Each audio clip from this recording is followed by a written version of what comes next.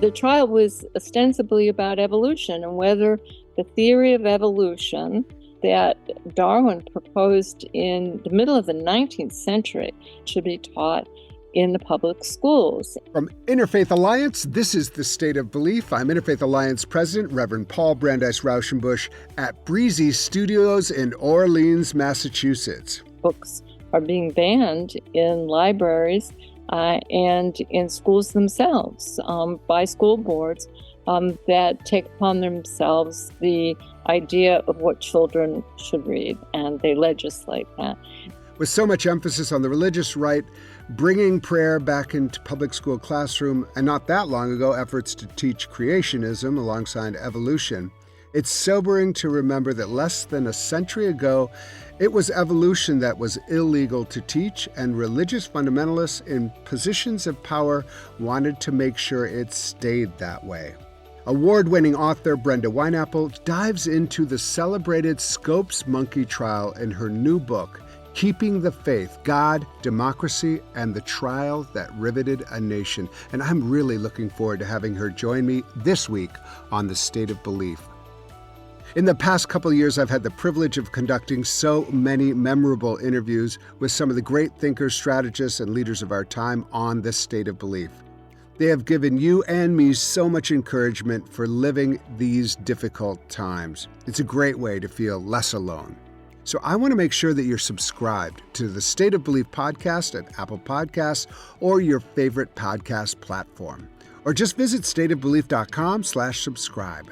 That way you'll never miss a conversation. You also have access to almost 100 past interviews with guests like Dr. Anethea Butler, Jeff Charlotte, Bishop William Barber, Rabbi Sharon Brous, Dr. Jamar Tisby, Rob Reiner, and so many others. It would really help us to have you subscribe, rate, and tell people you're close to about all that you're hearing.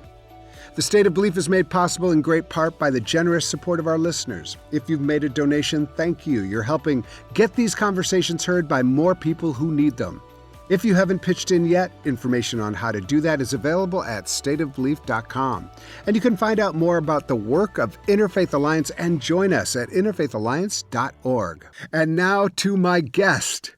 Brenda Wineapple is the author of 7 books, including The Impeachers, The Trial of Andrew Johnson, named by the New York Times as one of the 10 best nonfiction works of 2019, and Ecstatic Nation, Confidence, Crisis, and Compromise, 1848 to 1877. It was named a Best Book of the Year by the New York Times, among other publications. She is a recipient of the Literature Award from the American Academy of Arts and Letters, a Pushcart Prize, a Guggenheim Fellowship, and an American Council of Learned Society Fellowship. She has also received 3 National Endowment Fellowships, including its Public Scholarship Award.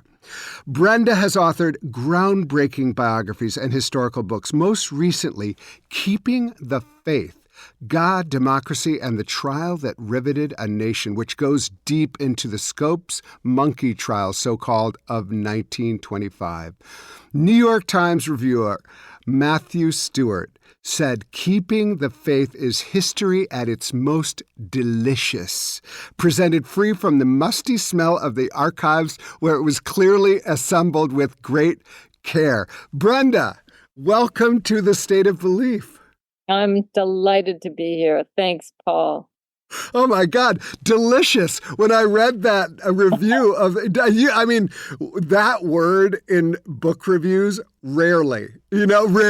So to have I just... It couldn't have been better if I wrote it myself. I mean, really. And I just love the word delicious in general, but to have it be part of a book.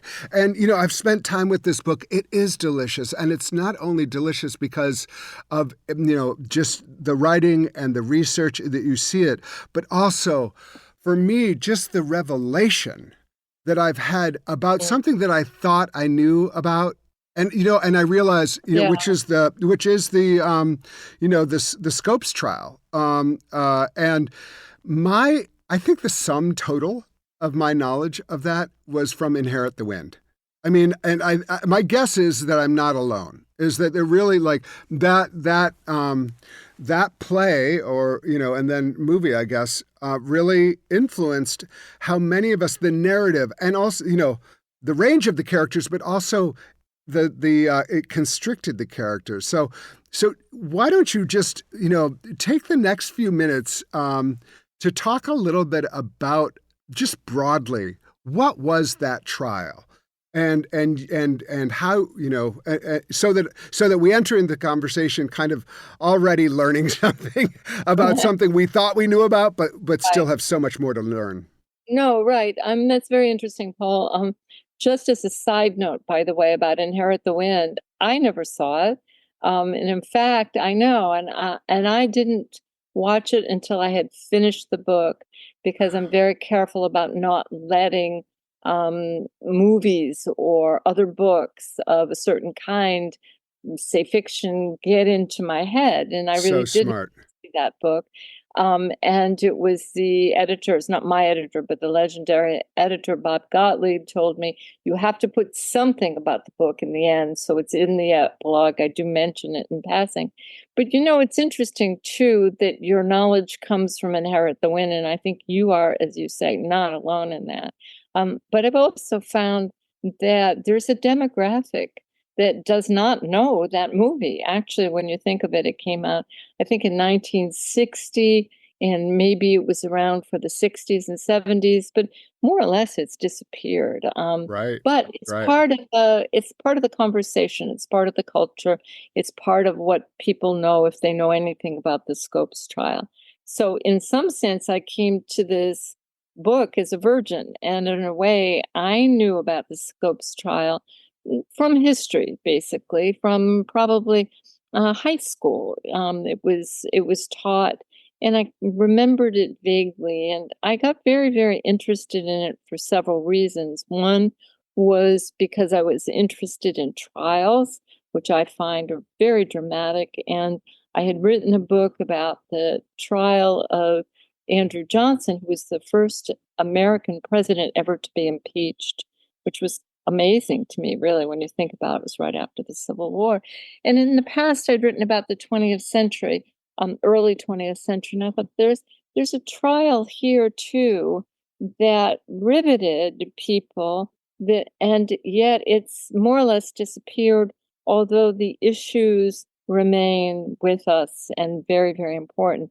And for those who don't remember, or haven't seen the movie and certainly haven't read the book, the trial was ostensibly about evolution and whether the theory of evolution that Darwin proposed in the middle of the 19th century, if the theory of evolution should be taught in the public schools. And the legislature, the state legislature in Tennessee, in 1925, which is almost 100 years ago, passed a law that banned the teaching of the theory of evolution in public schools. And it caused a furor internationally, but not just the banning of the law, because people wouldn't have known about it, but the fact that the newly founded ACLU, which wasn't very old, decided that this would Right. be a great test case for the protection of civil rights, which is what they had been founded to do. So they put an advertisement in the Tennessee papers, and somebody read it, make a long story short, and decided that if the ACLU would back a school teacher who said he taught evolution, and there was someone who did, his name was John Scopes. He was a young biology teacher, actually a substitute teacher, and he'd read from the state authorized textbook about evolution, which didn't say anything terrible. But according to the state legislature, if you taught the theory of evolution, it conflicted with the theory of creation in the Bible. And Right. that was key. Right. Yeah. And he said, "Yeah, I taught it," and Yeah. he did that in order to go to trial, because he obviously guilty. He had broken the law. Yeah. So that's how the whole thing began. And I just have to say, like, the cast of characters who Mm. were present. I mean, that's the like one of the wonderful things that you do in all your books, and you know I'm a fan, is that you bring to life this cast of characters. And I want to read one more thing that the New York Times reviewer said. He said, "This is a story from a past that isn't even past." Right. And so we, in some ways, these characters like Clarence Darrow and Brian Jennings and all the people that surrounded it, the many people, many of whom are familiar to me from the, kind of looking into history from that day, and I hadn't really put together they intersected with this trial. This past that is not even a past. Say Right. a little bit more about what issues were at stake. It was about evolution, but it was a bigger question about like society. And as I read it more and more, I was like, oh my God, this is one of those nexuses of American democracy asking a question of itself that Right. we are asking again and again, and we're asking again in 2024. Right. We're asking that particular question about so many things, starting with what should be taught in the schools. And we know that books are being banned in libraries and in schools themselves by school boards that take upon themselves the idea of what children should read, and they legislate that. There's censorship more widely about what people can do in their private lives, who they can Right. love, for example, whether or not women have rights to their own bodies. This is the kind of legislation, and these are the kinds of issues that are still with us. And sometimes they form in different ways. I'm not sure a woman's right to choose was on the boards at that particular time. Women had only just gotten the right to vote. But in point of fact, women were very much part of what's going on, because suddenly in 1925, as now, the world seemed to be changing. And the Right. question of who decides what the direction of the country should be was really what's at stake. And so, It's amazing to like just yeah. read about kind of the broader trajectory that Brian represented Mm. and that Darrow represented in their both kind of best and worst selves. But I mean, it was really fascinating around like I think it's much today about like what does democracy mean and who is democracy for, and and the. It was just, and what do we mean by, a certain, collection of people imposing? I mean, I think one of the interesting things that your book revealed was that there was a sense that there was an elite outside of our control who was, and these were the folks who were promoting Darwinism, and with Darwinism came communism, and with, Darwinism came like anti-religion, and with Yes, exactly. Darwinism came, all of this stuff, like, so it wasn't just about one thing. It was about race as well. Oh, say It was, more about that. yeah. I mean, when you think that in the 1920s, the Ku Klux Klan, which had been w- more or less eliminated in the 19th century, it revived itself, and it revived itself particularly. It started in 1915 with Birth of a Nation, Right. which was horrific, and the NAACP, which was also fairly new, protested it. And after the war, especially World War I is what I'm talking Right. about. Right. And so suddenly, people, there were tremendous numbers of immigrants. So anybody who wasn't white was suspect. And certainly that had to do with Blacks, but it also had to do with Italians and Jews. Everybody who was considered a person of color at that particular time. So Yeah. what Right. William Jennings Bryan, who had run for president on the Democratic ticket 3 times. I mean, that's really in some sense unthinkable too, although perhaps that's very present in a certain way. Yeah. People at least run twice these days. But he thought he represented the people, but and he said he was representing the people, but for him, the people were basically white Anglo-Saxon males. And that's the kind of people, and that's the kind of world that he wanted to represent.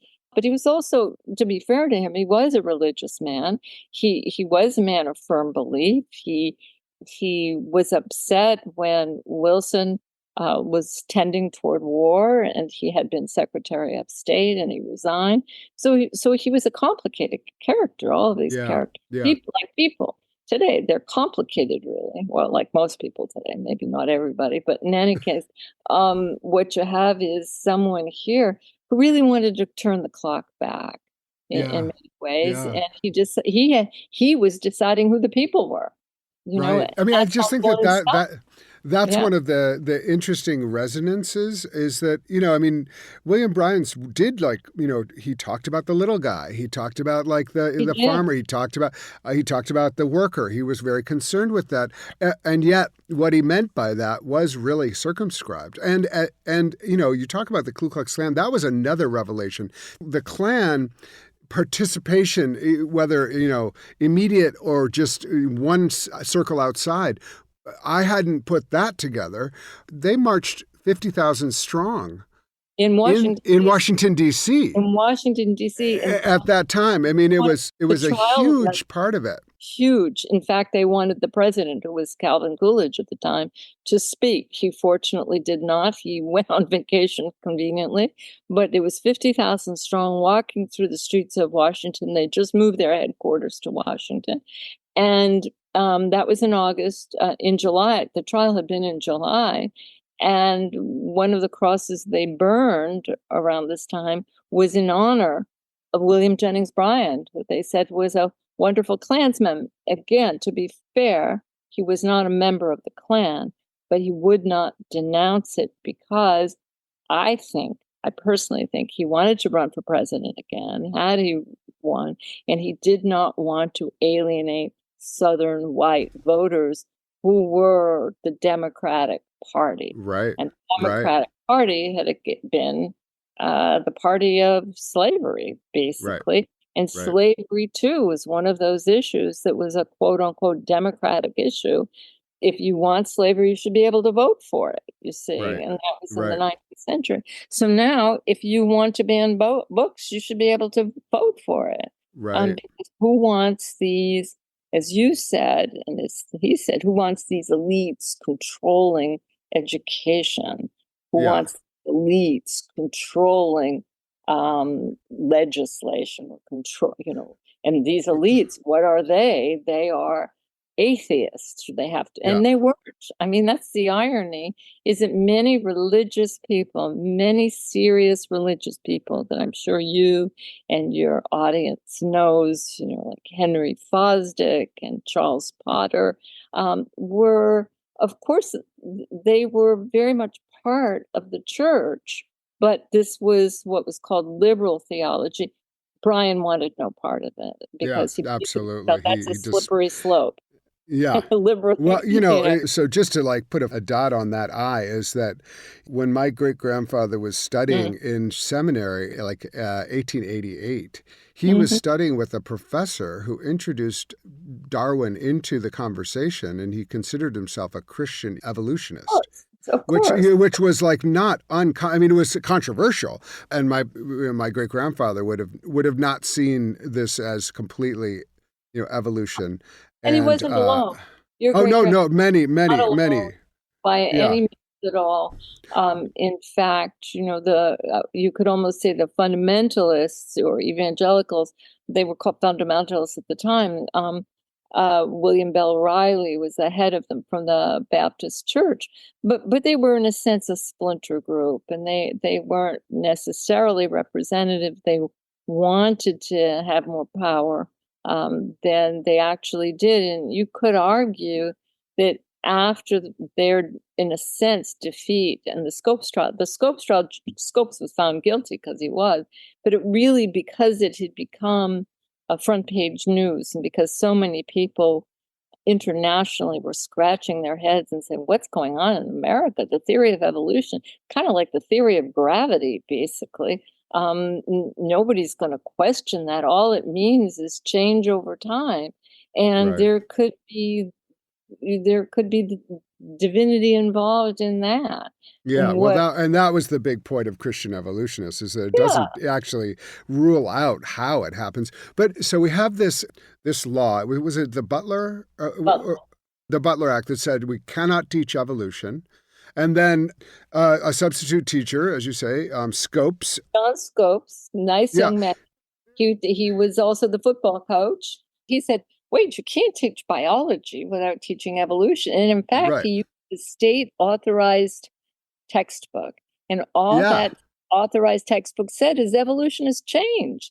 As you Evolution said, is change. It they was have very, it. very simple. Yeah, it was. It Very didn't say like, it didn't say, and that means there's no God. But not but but but that but that's like the way it was interpreted. the He way he certain he. people interpreted it. No, no, right, right, Yeah, right. yeah. That certain Only people try certain to people use it. interpreted it that way. And Right. those were the people who said that the virgin birth was true.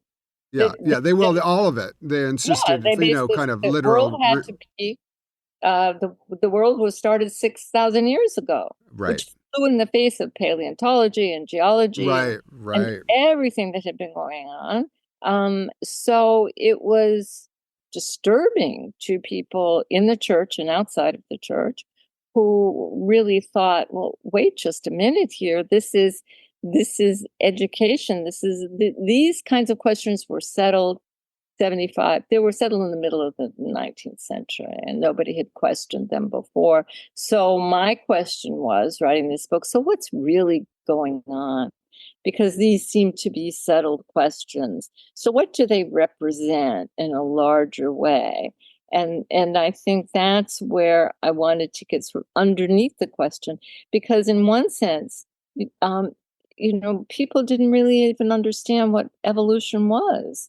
And people weren't well versed, your average person in science, any more then than they were today. And as a result, it seemed to me that sure, these issues were important and they should be discussed, but they also represent something broader, wider, or deeper, which doesn't eliminate them as important, because they should be thought of as important.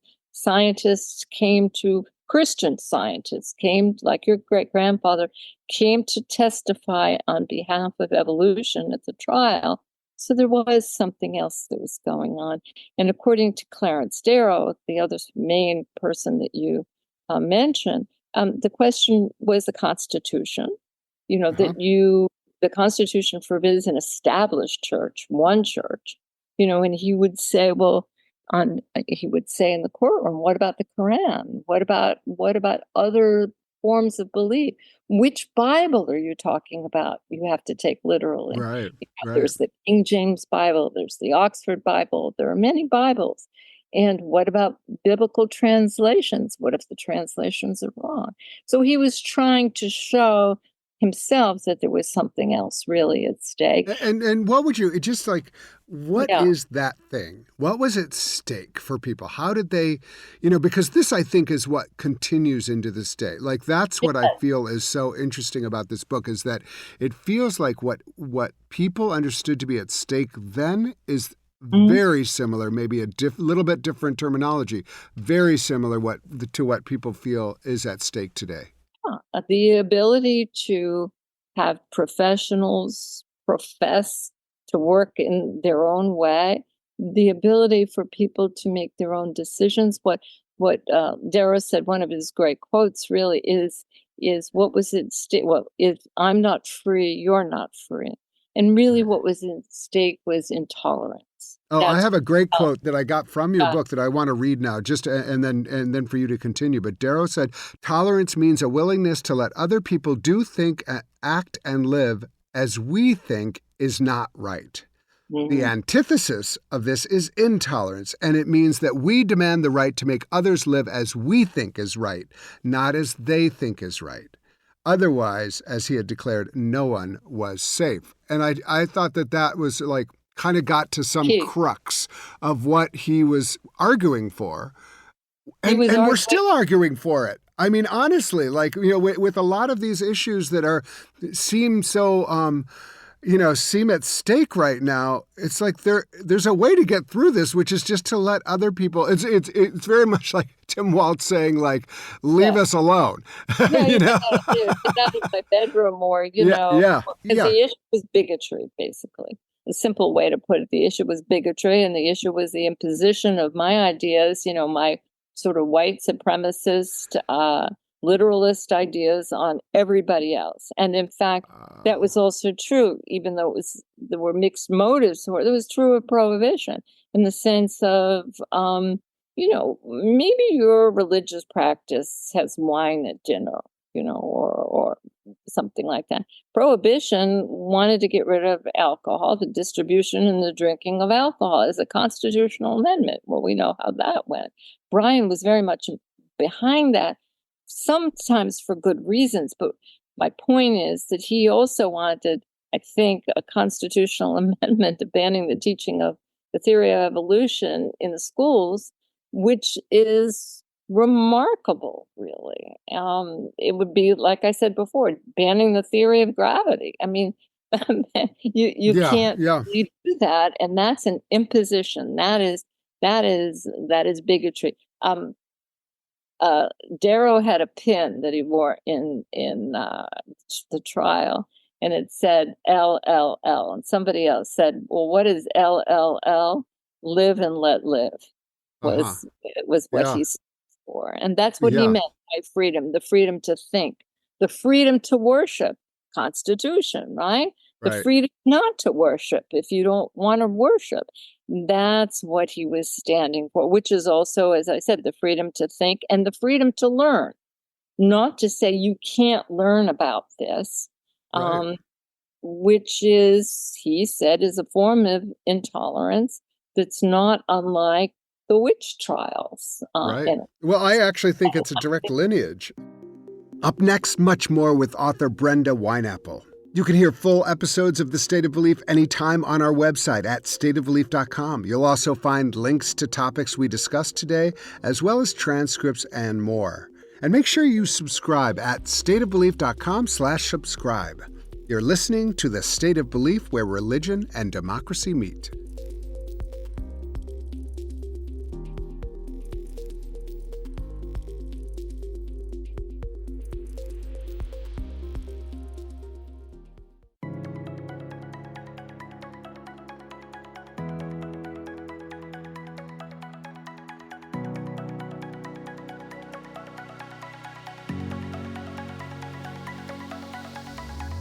Welcome back to The State of Belief. I'm Interfaith Alliance President, Reverend Paul Brandeis Rauschenbusch. My guest is Brenda Wineapple. Her latest book is Keeping the Faith, God, Democracy, and the Trial That Riveted a Nation. One of the questions I had for you was, because you went deep into this and you hadn't even seen Inherit the Wind. I feel like one of the reasons I had seen Inherit the Wind was because there's a regional theater in this little town in Cape Cod where we have a house, and they love to do Inherit the Wind. It was a big, that was a big favorite. Just because we're all elites, probably.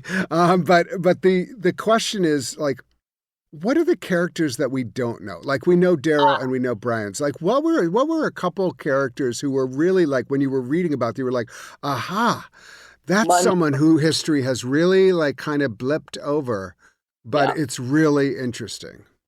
Yeah, well, one of the things that Darrow was able to do is assemble what I consider to be, in a way, a dream team. He had a man named Dudley Malone, who had been an undersecretary in Wilson's administration. He knew Bryan. He was then collector of the Port of New York. He was very well known. He was an Irish Catholic, by the way, which is, I think, wonderful. And when he got up and spoke, he said, "You can't tell me what to believe. Don't say I don't believe." These men on the defense team were all Northerners, which was also an issue. So there was Dudley Malone, who was a wonderful and gifted orator, really fabulous. And he gave one of the best speeches at the trial about freedom and fear. And he basically said to Bryan and the prosecution, "What are you afraid of? You're basically afraid of something." So there was Dudley Malone, and there was also a man, Arthur Garfield Hayes, who worked for a very, very long time with the ACLU into the 50s. He stood up against the Red Scare. He worked against censorship when books were banned in Boston, like American Tragedy was banned in Boston. Right. Mencken's American Mercury was banned in Boston. So he was a longtime civil libertarian, Arthur Garfield Hayes, which, by the way, he was named for three presidents, Arthur, Garfield, and Hayes. Wow. But he was Jewish. He was a Uh-huh. secular Jew. So it meant that he was not observant. He certainly wasn't Orthodox, but he was Jewish. He was brought up as Jewish. He was proud to be Jewish. He even defended two of the men accused of the Reichstag fire in Germany. And of course, the Nazis didn't want to hear him because he was Jewish. Mm. On this team he was also brilliant. Was Malone, Darrow, and Hayes. So you have a Catholic, you have a Jew, and you have Darrow, who is an agnostic. And Mm. he was a definite agnostic. He said he's not an atheist because an atheist is too, to his mind, dogmatic. He said he just didn't know. And he represented those who say skepticism is itself a form of wisdom. How do you know something? And he said, if you believe, that's fine. I wouldn't take away anybody's belief, but I have to be free to ask questions and perhaps not believe because I Yeah. have proof. So there were three very, very interesting men Yeah. on that particular defense team that I Yeah. think that we really can pay a kind of homage to. No, it is like one of the, as you know, I'm writing this book about my grandmother and just running Mhm. across amazing people. You're Amazing. like, we tend to get stuck in the really like the big, big, big names, and we don't have capacity to have all of them. But it's kind of reassuring to know that there's just a lot of great folks out there who are doing important work and inspiring in a way that not everybody has to be like celebrated by history for good or for bad. But That's there's right. many, many. It's actually at the heart of democracy that there's Yes. many actors. And I think one of the great gifts as a storyteller and a historian and a writer is that you bring these people back to life. In some ways, it's you're like bringing them back in front of the American public. I do want to ask you, like, there's something about Brenda Wineapple, which is like she catches the moment before the moment arrives. Like the fact that you wrote about the first presidential impeachment No. and almost the day it came out was when the impeachment trial of Donald Trump was happening. No. It was wild. Actually, you should know your main publicist is Brad because he was like, "Have you seen this book that Brenda's? You have to interview Brad." For all of our listeners, is my husband, and we are friends with Brenda and her wonderful husband Michael. And then I looked at the title. I was like, that title could be written today. Yeah. But Yeah. you didn't go into it thinking, No. okay, I'm going to write a book that will allow me actually to talk about today. But undoubtedly, there are things in your book that while you were discovering them, were like, oh my God, Mm. echo, echo, echo. Hmm. What Yeah. what were some of those moments in your research when you were looking at, listening to a testimony or looking at testimony or looking at documents and you're like, that could have been written in 2023. Actually, all of it have been written today. And that's both the bad news and the good news. The bad news is that we're still fighting these kinds of battles with a population that is so firmly entrenched well, I would have to say bigotry and intolerance. I do agree with Darrow on that, and wants to turn the clock back to some kind of time that didn't exist and deport immigrants who are the bedrock of the country, to legislate what you can do, as I said before, who you can love, what you can think about, what you can read. All of that is today. That's the bad news, really. And I kept coming across that at the same time. And I came across it among many people. To be fair, there were people like W.E.B. Du Bois who were horrified by what was going on in Dayton, but he also wisely said that Dayton really is America. So it's not just this weird thing that's happening in this little town in Tennessee, and Tennessee is the South, and we don't expect that of the South. strongholds of the Klan weren't in the South; they were in the Midwest and the East. So people knew that. That's all the bad news. But the good news is there were people like Du Bois, there were people like Darrow, there were people like Fosdick, the clergyman in what later became the Riverside Church in New York. There were so many people who were kind of shocked by this and who really, sung and unsung, were pushing against it and were themselves open-minded. They were curious. They were willing to combat this kind of prejudice. And I found that really inspiring, as you said, really inspiring, because I felt that, all right, so maybe we've been here before, but that doesn't mean nothing has changed, not at all. It means there are strains of intolerance, there are strains of prejudice, there are strains of actual hatred in this country. And that's unfortunate, but it's not an ideal place. And there are people who really have a vision. And you think to yourself, how did they get that vision? Why do they have that vision? And it's so moving. I find it very, very moving that these people will go on the line. They will sacrifice really everything.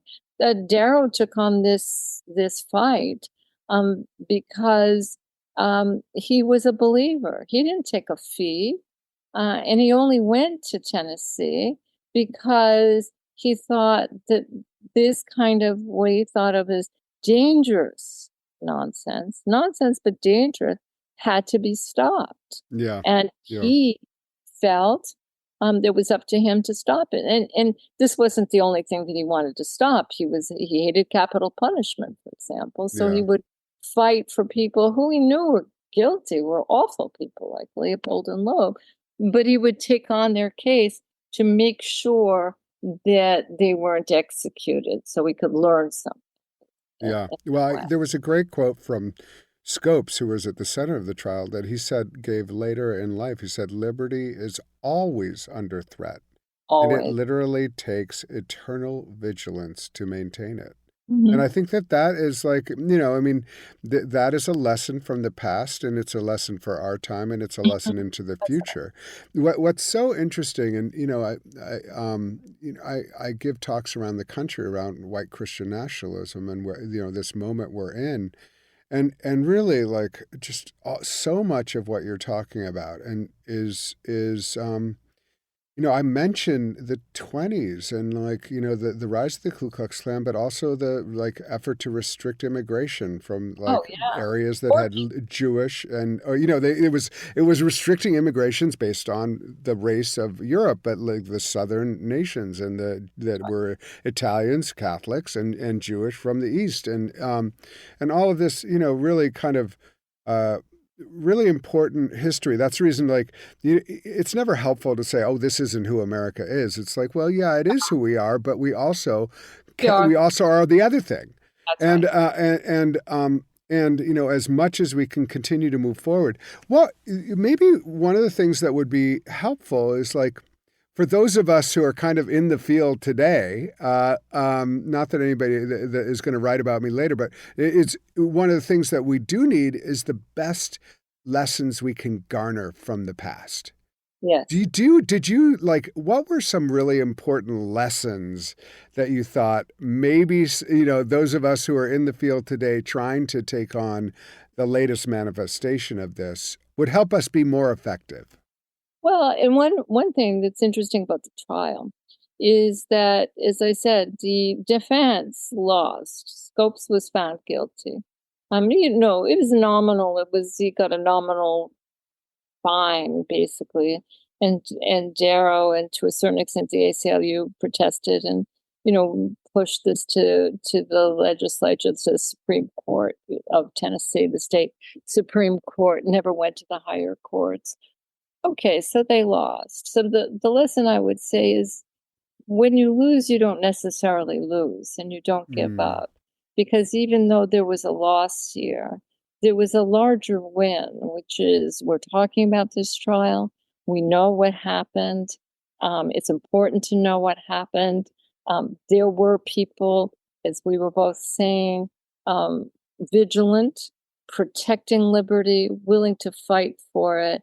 And that kind of combat, that kind of struggle, that kind of energy really is also very much with us and is something to hearten us and make us think, oh, there is a future of possibility, of hope, and of change. There are setbacks, to be sure. There is, there is the narrow-mindedness, to be sure. There is, I would say, sometimes soullessness, to be sure. But that's not the whole picture. And so to become mired in despair, look at someone like Darrow. I mean, he was flawed for sure. He didn't always do right. He's not ideal. He's human, and he kept fighting.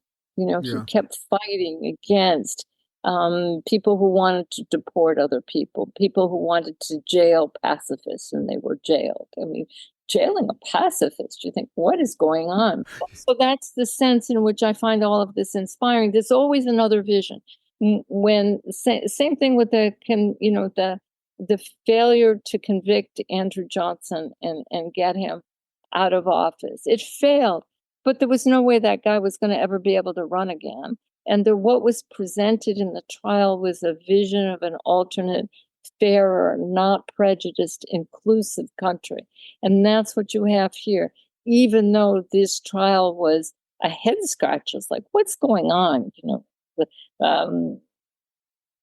Bernard Shaw and people in England and internationally thought, well, what is the backwoods America? But it wasn't the case, really. Something was larger at stake. And that sense of struggle to make, it's almost a cliche now, a more perfect union, that's something to be thought about, and think that there are people who are going to do that. Maybe one of us in our own little ways can be one of those people. Yeah. And even though a lot of people are lost, we don't know Dudley Malone or Arthur Garfield Hayes, and we don't know Doris Stevens. There were a lot of actors at this particular time. We don't know them, but so what? It's not about celebrity, really. It's not about Right. fame. It's that kind of desire to create something is about something that's different than just notoriety, and I think that's Yeah. important. There was a word that came up that I read in your book about, like, actually the side that won technically, but really, there was a sense, and I think it was Jennings who got into this, like that there was humiliation experienced by the people he felt he was representing, which were largely aggrieved white Mm-hmm. folks from various classes. But this idea, I'm very interested in this idea of what is,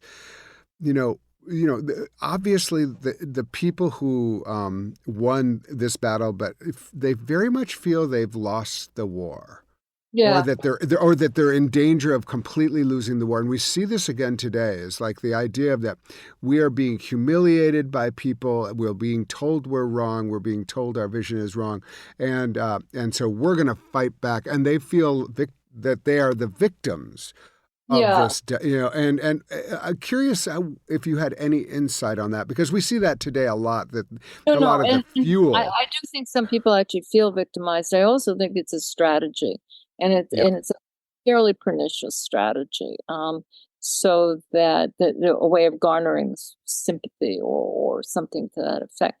But I think there's a reality to be reckoned with about that, because there's a sense in which I was talking about, and we were talking about the intolerance of that kind of bigotry or narrow-mindedness, or the sense of exclusiveness, all of that, in the sense that these so-called elites are coming to humiliate them. The North is coming to humiliate the South. The urbanites, the city mouse is coming to humiliate country mouse. All Right. of that is at play. But at the same time, there's a truth to that. And the truth to that is that sometimes the two sides do not listen to one another. And you have to be careful of that. One of the things I say at the end of the book is when Brian went on the stand and was questioned by Darrow Both men really lost their tempers, and understandably. Plus, it was very hot out. But when that happened, and it was revealed that Brian didn't even know about the Bible that he was supposedly championing. He didn't really understand what was going on. He contradicted himself. But there was a way in which also Darrow, who was angry, did humiliate Brian. And it was the way he felt that he had to do this. But the larger lesson is that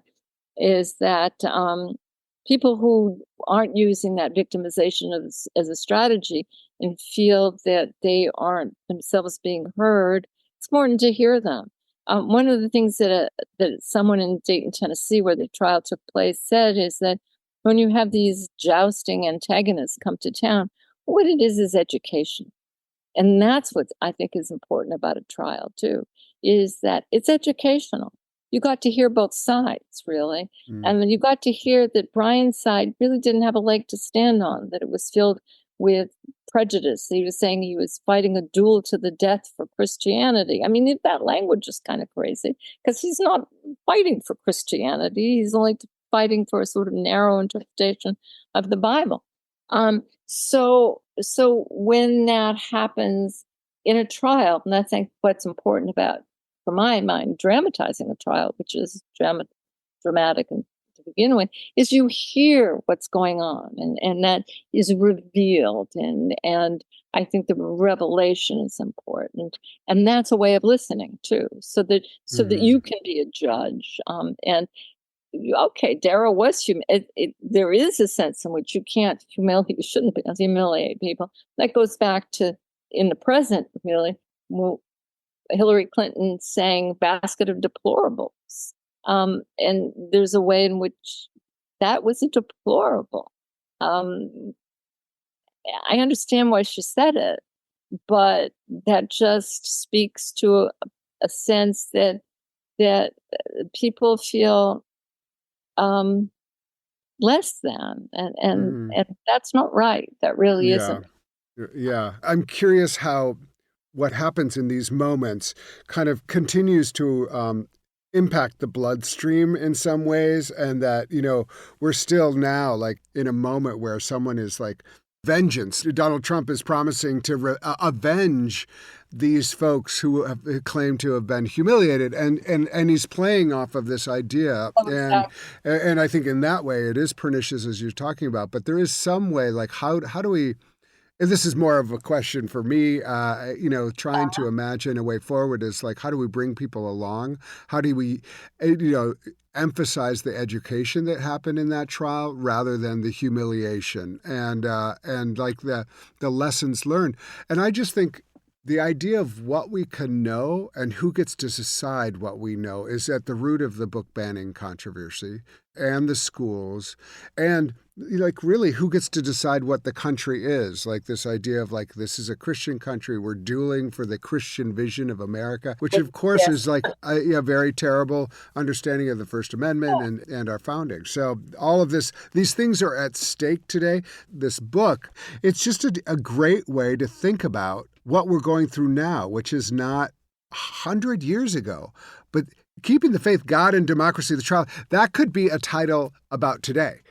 And so it's just really helpful to have these historical points of light, which we can look back to and say, oh, okay, now I understand some of how we got here.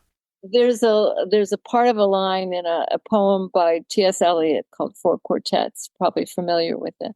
And one of the part of the line that just came to mind as you were talking is, history is now. And that's the line. Also, the past is not even past, which comes from Faulkner, actually. But history is now, and so there's a sense in which it's not just back there. We're constantly in the moment in a way, and it's important to see that in the long view. In the sense that we're part of something, and it's ongoing, and that means that we're part of something larger than ourselves, and we want to change it, turn it in the direction of what we consider to be, I suppose, truly a republic of ideas and of tolerance and of difference and kindness and generosity, in a sense. And so we take these moments, these sort of trials, which are just a kind of moment in time to watch these kind of battles playing out without weapons. Their weapons are words. That's, in a sense, what you're doing, what I'm doing. Is that what we have is words, and trying to understand what do people mean by something in that Words sense. and ideas. Yeah. Words and ideas, and again, to push back a little bit, to be able to push Oh, yeah. back against Christian national. What is that? Yeah. It's unchristian for one thing. to start, and also a terrible representation of our country. Yeah. I end every interview with the question, Brenda Wineapple, what gives you hope? How about this? What gives me hope is you, is the podcast, is the sense of curiosity that you and others and myself and hopefully everybody has, and in the sense that I think we have now, we're on the cusp of a vision that is of hope, and I think that's really important. We begin to see that instead of a dark, dystopian, apocalyptic vision, filled with, as you just mentioned, vengeance, retribution, fire and brimstone. There's something else that I think is beginning to emerge. It's taken a while, but there we have it, and we'll keep our fingers crossed. Brenda Wineapple is the best-selling author of 7 books, the newest of which is titled Keeping the Faith, God, Democracy, and the Trial That Riveted a Nation. It's a priceless and timeless look at how America's institutions can become proxies for existential struggles of power, cultural dominance, and fundamental values. Brenda, I just want to thank you so much for being on the State of Belief and speaking with me. I just appreciate your scholarship so much and just who you are. You are a national treasure. Oh, you are much too kind. Speaking of kindness, generosity. With a All right. bull. I'm insisting upon my words, and you may not reject them. We're going to have our own trial, okay? Thanks. It's always a pleasure. It was my pleasure. Please be sure to subscribe to The State of Belief at Apple Podcasts or your favorite podcast platform, or at stateofbelief.com/subscribe. We need your help to keep making The State of Belief. Become a partner in this crucial work today with a financial contribution. Information on how to donate is available at stateofbelief.com. That's stateofbelief.com. And share what you're getting out of the show with the people in your networks. Let's get more people listening and keep these conversations going on Facebook, Instagram, and Threads at State of Belief. The views and opinions expressed on this program do not necessarily reflect those of Religion News Service or Religion News Foundation. The State of Belief is produced by Ray Kirstein and is a production of Interfaith Alliance. Become a member today at interfaithalliance.org. And be sure to join us next week. I can't wait. Until then, I'm Paul Brandis Rauschenbusch on The State of Belief, where religion and democracy meet.